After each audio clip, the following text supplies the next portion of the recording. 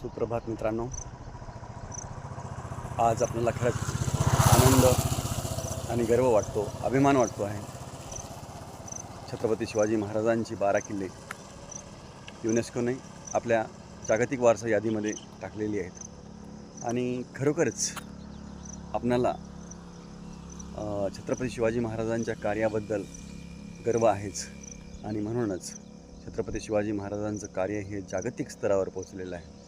आणि ज्या युनेस्कोने जागतिक स्तरामध्ये आपल्या वारसा यादीत ही नावं टाकलेली आहेत किल्ल्याची.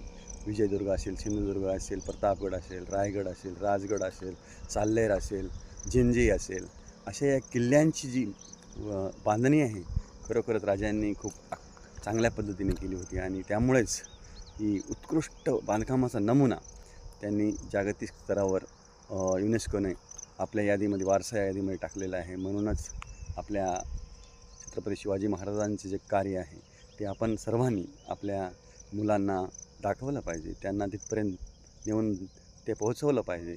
आणि ह्या उत्कृष्ट बांधकामाचा जे नमुना आहे, जे किल्ले आहेत, संरक्षणाच्या दृष्टीने आहेत, ही किल्ले आपण महाराजांचे किल्ले दाखवले पाहिजेत मुलांना आणि हा वारसा जपला पाहिजे.